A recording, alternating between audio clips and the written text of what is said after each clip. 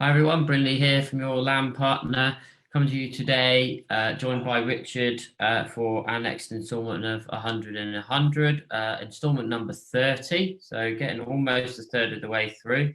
So plenty more value to bring you over the next couple of months. And up to this stage, we've covered a lot of things at the early stages of the development process, and we've gone into the appraisal side of looking at potential projects, and we're moving that through away from the initial assessment. So we've rounded off an initial assessments as we did on yesterday's installment, and today we're taking the appraisal to a slightly kind of deeper level. Really, each time we go through the different layers of an appraisal, we are adding more detail, more analysis, more just more information really, and analysis on things like the planning, the numbers, and the general all-round perspective of whether a development is good to move forward with or not.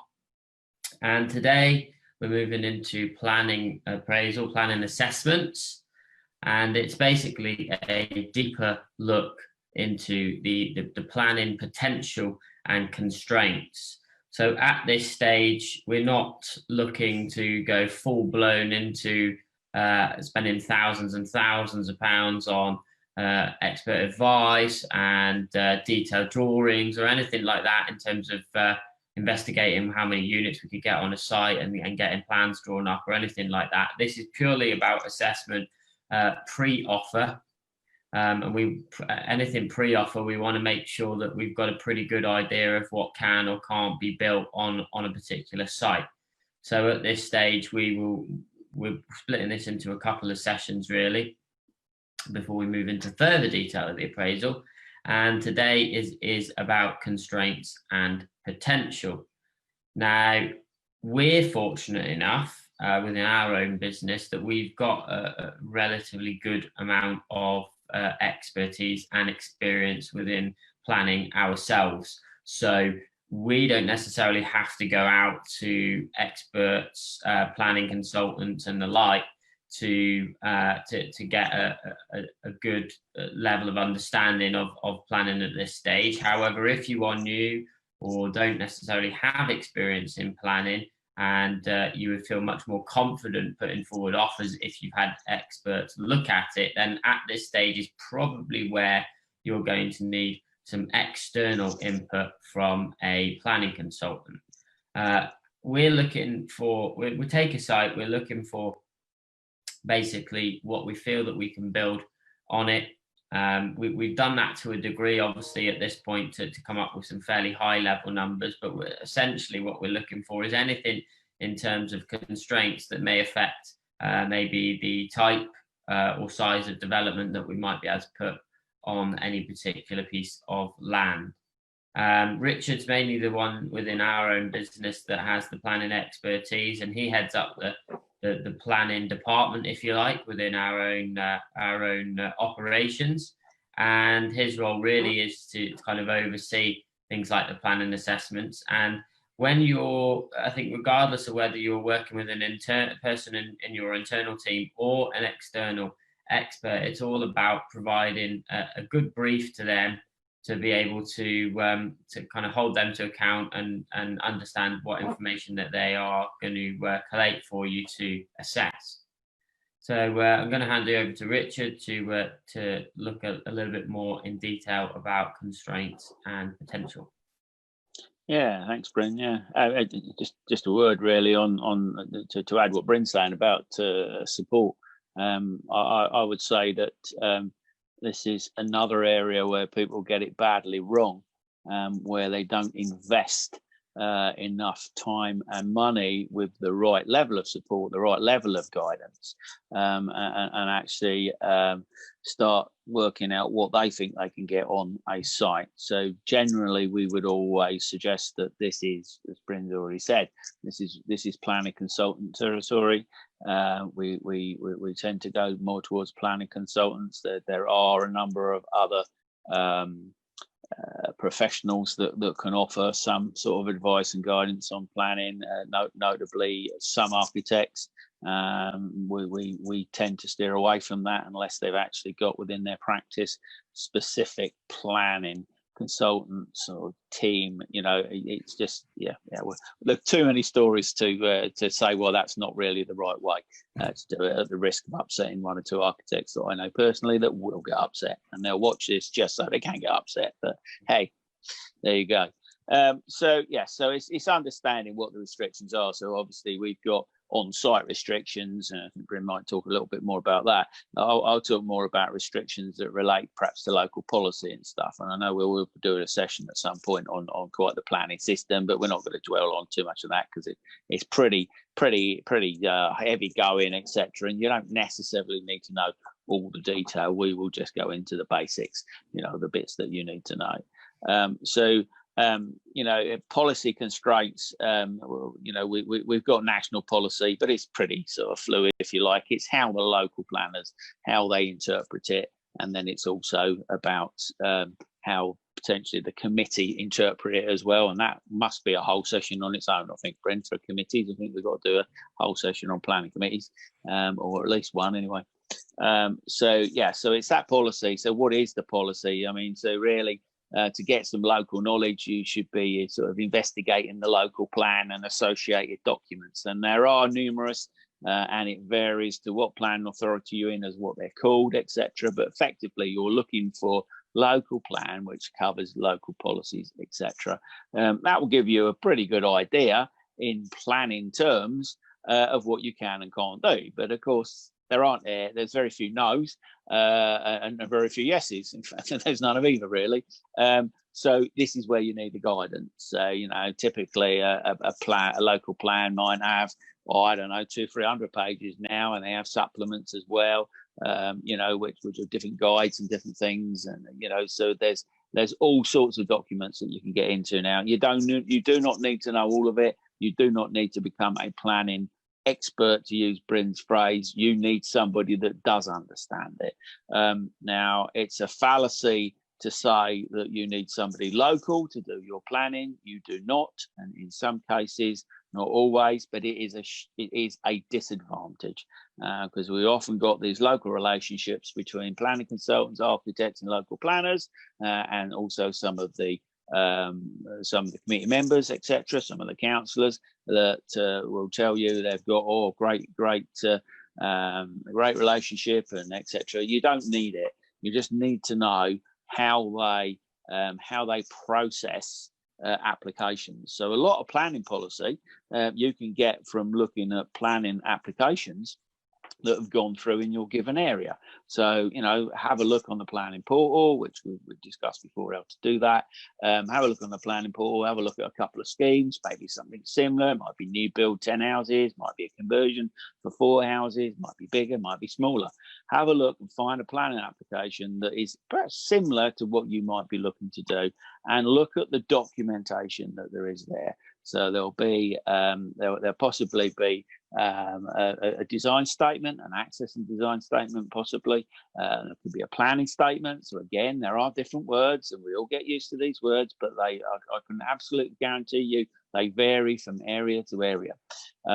So something like the design and access statement will give you a sort of an overview of what the scheme is and why they've done it and how it conforms to local policies. So you'll start getting an understanding of what policies. Then if you read the planning officer's report, you can get it generally from a decision notice. So if it's already got a decision, you'll look at the decision notice and it will tell you why they've said this according to policy this and policy that. It won't necessarily tell you if it's a good bit. It will generally only point you towards the things that, why there's a refusal, etc. But it will get you conversant with the language, etc. And that's what you need to do. So when you are talking to your planning consultant or experienced developer or whoever it might be, you'll understand. You'll be able to understand what the terminology is. And don't be afraid. If you're paying somebody, don't be afraid to ask them exactly what they mean. Because there's different interpretations of different phrases. So the restrictions are largely in and around the policies at a high level. can we actually build on that piece of land because, it's in Greenbelt, for instance? Well, there's a policy somewhere that says, well, you can't build in Greenbelt. And then there are other policies that you can work with that suggest, well, maybe if we do X, Y, and Z, maybe we will be able to. But, generally the default sort of position from the planning department, if it's Greenbelt, you can't build in it. Well, which is fair enough, but it's absolute nonsense because we build thousands of homes every year on what would be Greenbelt and Greenfield. So even with what would be perhaps if you go back to designations and things that we've done, a brownfield site, for instance, then shouldn't really have too much trouble getting planning on that because it's previously been developed, etc., etc. So what policies there are going to stop you? Well, often it's not policies unless it's things like overlooking, overcrowding, too dense. There'll also be not dense enough, so you need to watch out for that because if you are trying to avoid, for instance, getting into developer contributions like affordable housing, etc., and you're going to space your 8 houses out over 3 acres or whatever, there's a very, very good chance that you'll have some issues. So it's being aware of policies and say, this is what planning consultants do. They work with policies, and even if they haven't been into an area, they'll do exactly what we've just said there. They'll look at local policies, local documents, and they'll have a route around the planning portal, and that is where they will get their best information from. So whether you're using somebody local or whether you're using somebody from a distance, obviously the benefits of local is they are local and they can perhaps see the site, but actually, although it's nice, it's not necessary, certainly at this stage anyway. As I say, as Bryn said, we're only really looking for guidance a little bit more, what are we likely to be able to get on there? Are we going to be able to get 4 houses or a 10-story tower with 40 apartments in it? That's an extreme, but that's what you're looking to do. So I think I'll let Bryn take on some of the physical sort of barriers, shall we say, or constraints. Yeah, because I think when we talk about planning constraints and planning potential, it's not just what they set out in policy. It's we talked about site restrictions in the initial assessment. So at that stage, we're looking at physical restrictions of sites and neighbouring sites that may have an impact on development. And at this stage, we're looking even further into that. So whatever's surrounding your site can play a massive part in what you can build, and possibly retaining as much value as possible of what you're building. So there can be pluses and negatives depending on what is situated adjacent and around the site that you're proposing to build something. A good example of that could be position of windows, for example, on neighbouring buildings. If you've got a building that's right up to the boundary of a site that you're looking to build, and it's got windows on that side overlooking your site, then it might not be a case that you might not be able to build quite close to that building at all. So on the other side of that, if you are looking at a site where there isn't anything next door, or potentially next door could get redeveloped at some point, then a bit of clever design, clever space planning from your point of view could maintain that you're going to extract as much value as anybody from the bounding site, and your value of your site could be protected by, as I said again, put in windows on the similar boundary facing away from your site to prevent people building, say, right up to your boundary, or prevent any building, depending on what you actually put there. So it's important just to have an idea of what's going on around you. And also a point to add at this point, we've said in the initial assessment we'd look at planning history, and we'd look at planning history of neighbouring sites as well. But actually we'd be going into a bit more detail on planning of neighbouring sites, because just because there's a site next door that hasn't been built on, for example, or doesn't necessarily mean that there isn't a planning application in. So if they've got a planning application in with a proposed development, and you've not checked that out at this stage, the design, as I've mentioned, could affect, the potential for your site. So it's important to actually look not just physical constraints, but potential future constraints as well. They're the kind of main things that we look for at this stage. But also you're looking at, we'll go back to sort of designation. We're looking at the designation we're building on the designation at this stage. And Richard mentioned, for example, greenbelt development there. Well, if neighbouring fields, for example, are sort of green belt, and you're understanding policy, you're understanding housing needs, for example, in terms of how many units are needed in that area over the next X amount of years, then you could have yourself a situation where you're designing your scheme to maximize the value of certain units within that scheme. So if you've got bounding sites that are got a good chance of not being developed because they're in the green belt, you're taking some land out of the green belt to fulfill housing need, then there isn't a need to develop any more green belt in the near future. So if you're positioning some of your higher value units, closer to open spaces, nice views, things like that, then you're more likely to retain a better value. So at this stage, we're just looking at ways of just trying to be because you can't be certain at this point, but trying to be as certain as possible in terms of what we can build, the types of properties that we can build, and how many we can build, really, because then we just carry that through into full development appraisal. We build on the numbers that we've already done, and that shapes how we can move forward in terms of structuring a deal and putting offers forward. Because what we want to do at this when we take things forward to putting forward offers is that we do want to reference that we have actually looked into. So we do want to reference things from the local plan. We do want to reference local policy. We do want to reference constraints, because ultimately all the landowner thinks is there's just potential with a piece of land, especially if you contacted them and you're saying that there is, and that they've got dollar signs, pound signs in their eyes, whereas actually, as part of that negotiation process, you do want to ensure that you've covered your tracks, you've looked at all the potential constraints that could affect the value of the land, and you are relaying them back to them.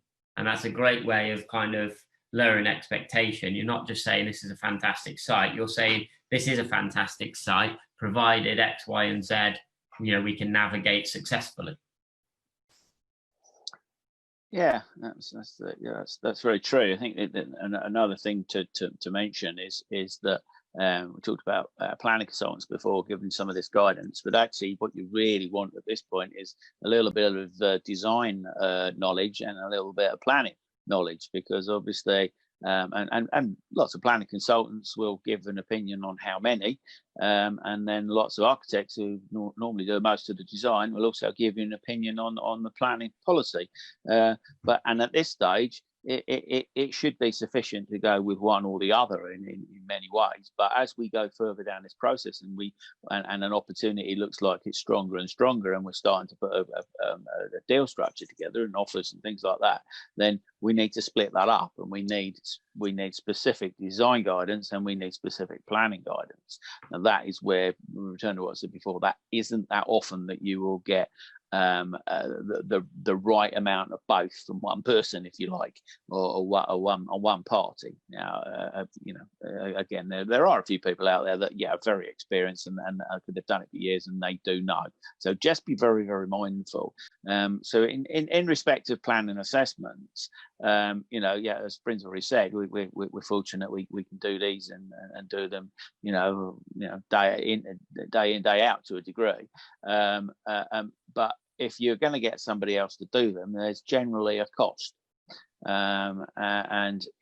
If you're asking somebody to do something for nothing, and I know this is encouraged in certain quarters, and some people will do it, is basically, if you're not offering to pay, then what you're expecting, what's your expectation. So this comes back right back where I started.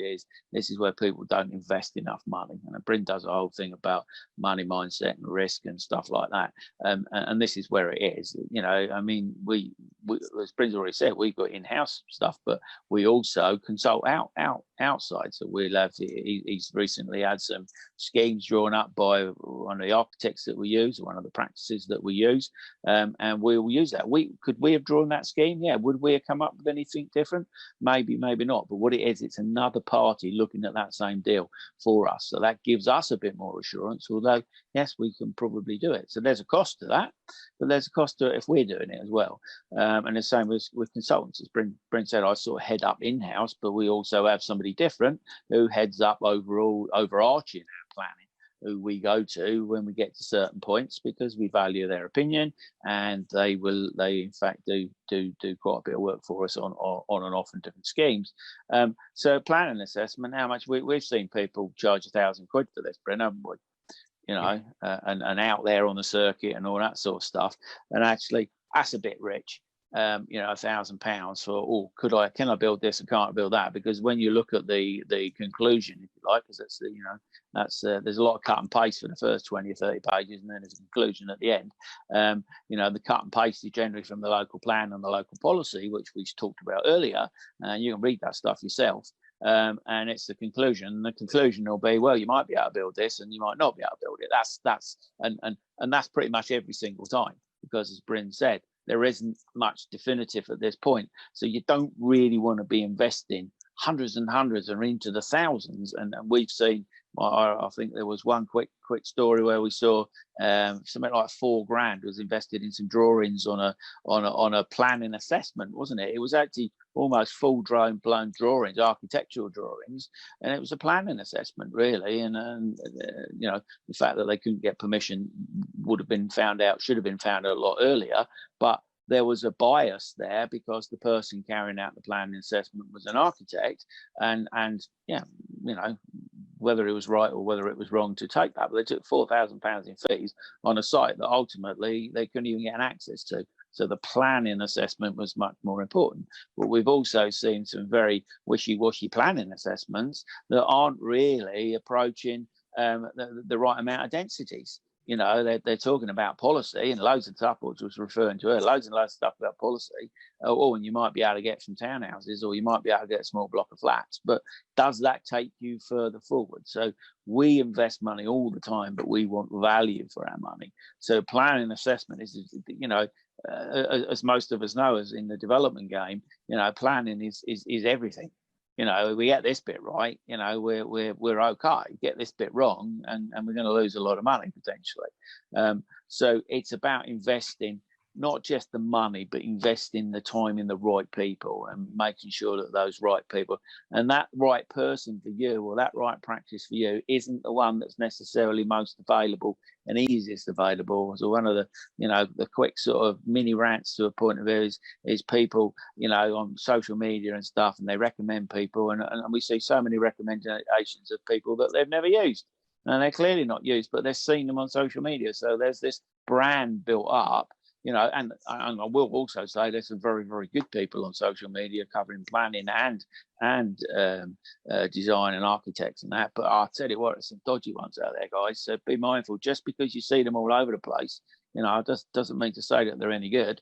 You really need to talk to them and talk to somebody else that's used them, even at this stage. Just because you're going to perhaps spend £300-400 or £500 or so on a planning assessment, you still need to do your due diligence, because if they end up giving you advice that is wrong, you could either start down the path on an opportunity and on a project that isn't going to work out, or equally you put one to one side because they said it wasn't a good idea, where somebody else would have said, well, actually, you're missing the trick there. Development is all about planning. This is the one thing that you need, and it's the whether Bryn would agree or not, he'll probably say in the rounding up in a minute, is that this is where people miss it. They just genuinely miss it.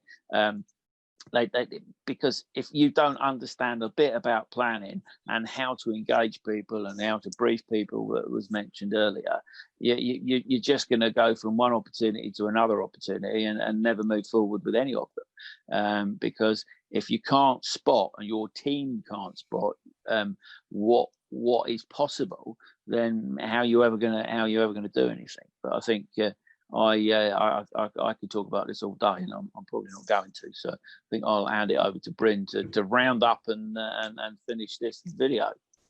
I think the thing is, like, that we always say from a developer's point of view, is that you've got to become an expert lead developer, and an expert lead developer needs to have a good understanding of the process. It's almost like a jack of all trades approach to the whole life cycle. Yeah, so obviously there is real specialisms across design, planning.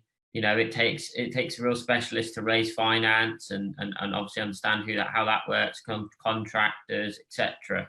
But for lead developers to effectively run a successful development company, it's about having a good understanding of each element.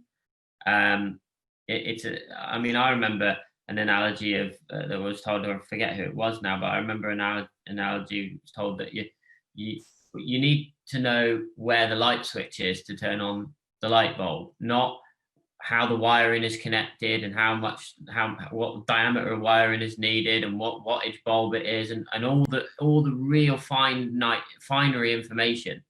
You just need to know how to get from A to B and have a really good understanding of if I do that, this will happen. And planning, so you need to look after the areas of the business where they are going to make you or retain as much value and reward as possible and mitigate as much risk as possible. So sourcing, appraising and securing deals. But just become an expert in sourcing, appraising and securing deals. Don't necessarily have to become an expert in planning policy, but have a good idea of what you can and can't do in an area. And it reinforces working within one local planning authority. And then once you've understood the process, where to find information, how to assess that information, how to then communicate with your specialist, then move on to a different local planning authority that's perhaps next door, and just repeat. If you're looking in an area and you're scattergunning from a sourcing point of view, and one's in that LPA, one's over there, one's over there, one's over there, you're dealing with tons and tons of unnecessary different information.